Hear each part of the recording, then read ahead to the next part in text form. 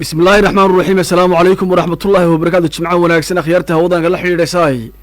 وركيو كوبان هو وين هيا كعرطي قبلضي دقميق السومالنا غار كودا روبكنا أيا قار كميدا قبلضا دالكا سيحيرا وقدا يي كواسي ودليي دادو وين أو خساركو كاني إميلها غار ماركا دقمدا أي سيلع يوسف عوالة داهر iyo gudoomiyaasha maxkamadda rafcaanka ee gobolada Awdal iyo Sal ayaa magaaladaasi waxa ka dhagax dhigeen mashaariic horumareed oo degmadaasi laga hirgelinayo. maayirka xigeenka ahna ku simaha duqa caasimadda Hargeysa Khadar Axmed Nuur ayaa xafiiskiisa waxa uu ku qaabilay saraakiil ka socotay hay'adda badbaadada carruurta ee Zeerta Shadaran oo ay weeliso hay'adda wadaniga ee Yofenko halkaasi oo darana ilaalinta xuquuqda carruurta.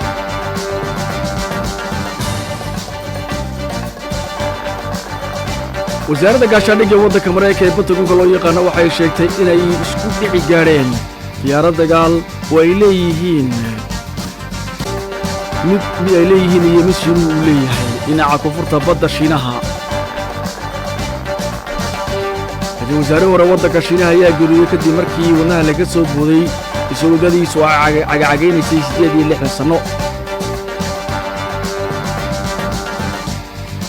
taasi dhigaysa waa qaybo ka mid ah qodobada warka haatan u jargooba warkii oo fidsan.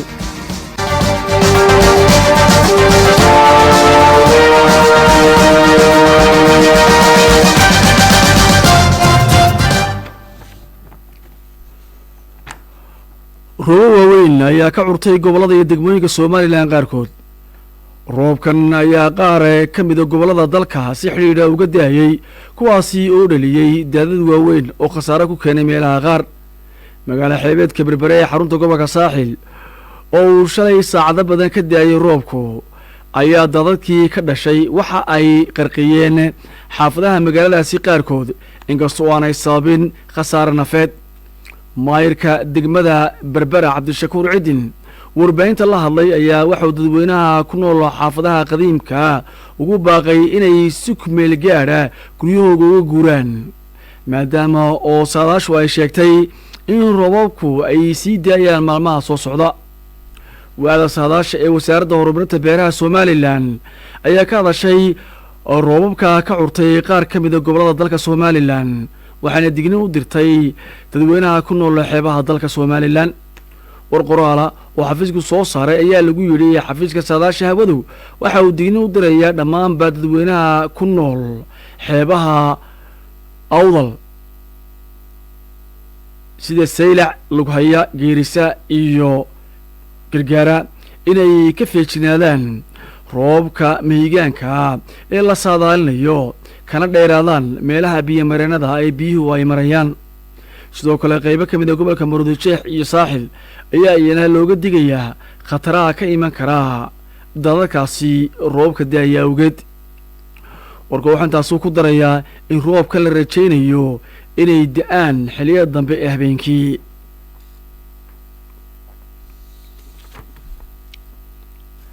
maayirka degmada Saylac Yuusuf Cawaala Daahir iyo gudoomiyaasha maxkamadda rafcaanka ee gobolada Awdal iyo Sal ayaa magaalada Saylac waxay ka dhagax dhigeen mashaariic horumareed oo degmadaasi laga hirgelinayo. injineer Khalid Nuur Cali iyo xildhibaano ka mid ah dawladda hoose ee degmada Saylac oo goobtaasi hadal kooban ka jeediyay ayaa ka warramay dhismaha maxkamadda degmada Saylac oo dabooli doonta baahidii ay u qabeen dadka deegaankaasi ku dhaqanay mashaariicaasi dhismaha maxkamadda cusub ee degmada Saylac. gudoomiyaha degmadaasi Ibraahim Sheekh iyo ku-xigeenka xeeraliyaha gobolkaasi Jaamac Ismaaciil Barre iyo gudoomiyaha maxkamadda rafcaanka ee gobolka Awdal iyo kuwa Sal Idris Axmed Muuse ayaa goobtaasi hadal kooban ka jeediyay. waxaana maamulka degmada Saylac ay ku bogaadiyeen dhismaha cusub ee maxkamadda degmadaasi laga hirgelinayo iyagoo mas'uuliyiintaasi kula dardaarmay shirkadda fulin doonta dhismahaasi mashruucaasi inay tayadiisa iska xisaaran oo ay daryeelaan. gabagabadii gudoomiyaha degmada Saylac Yuusuf cawaale daahir oo goobtaasi ka warramay ayaa waxa uu sheegay inuu aad u soo dhoweynayo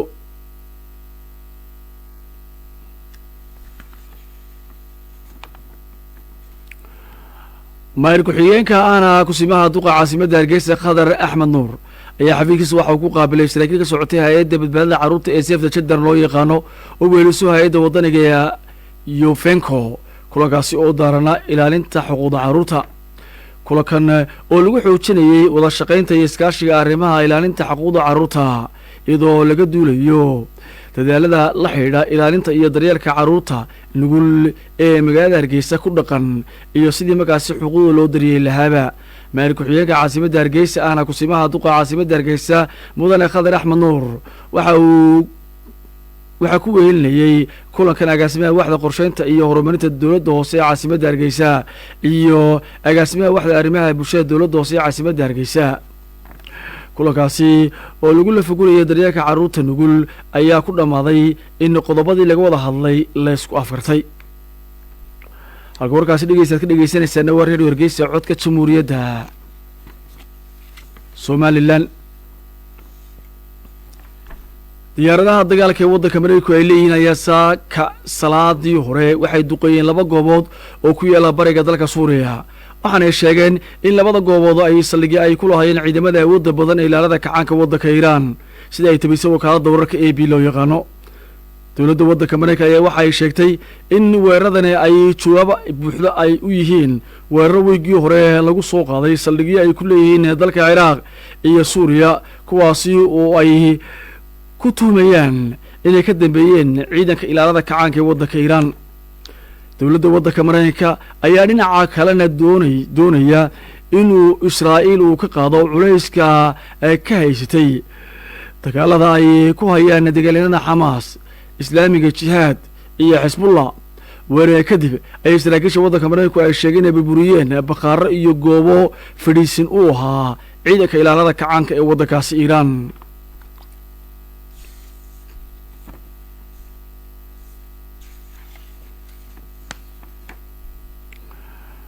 wasaaradda gaashaandhigga waddanka mareykanka waxa ay sheegtay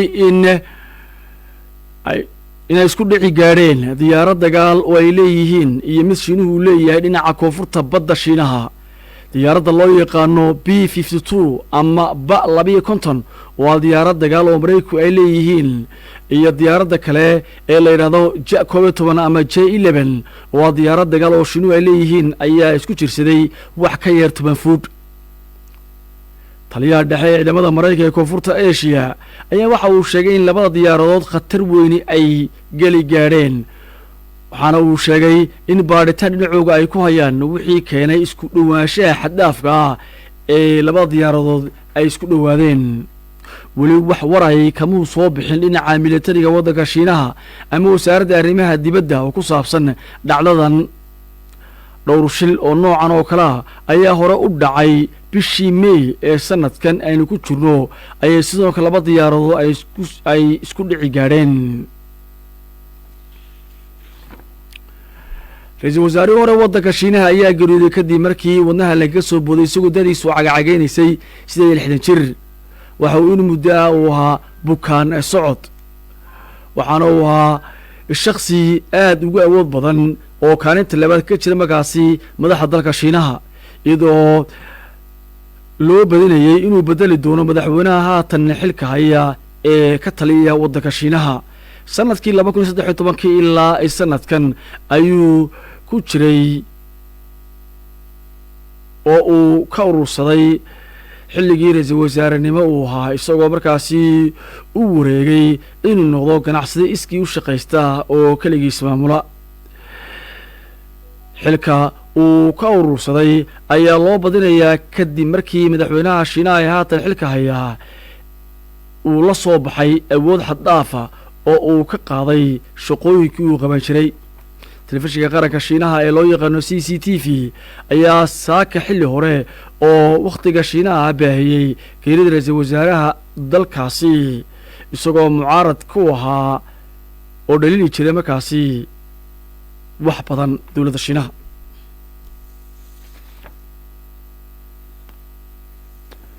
dhegeystayaasha qiimaha qadarinta mudnaha wadana naga dhegeystay warkood ka dhegeysan si raadhiyo wargeysa codka jamhuuriyadda somalilan intaasi ayuu ku dhan yahay dhegeystayaad ku mahadsantihiin meel kasta oo dhawaqa idaacada dhignews ka soo gaadhayaan farsamada duurkan maanta waxaa inoo daadinaysa nimca baashe dhinaca xidhiintan waxaa inoogu sugan axmed khadar cali dhegeystayaal kan waxaan ugu ducaynaa dadka xanuunsanaya cisbitaalada ka jiifa kuwa guryaha ku xanuunsanaya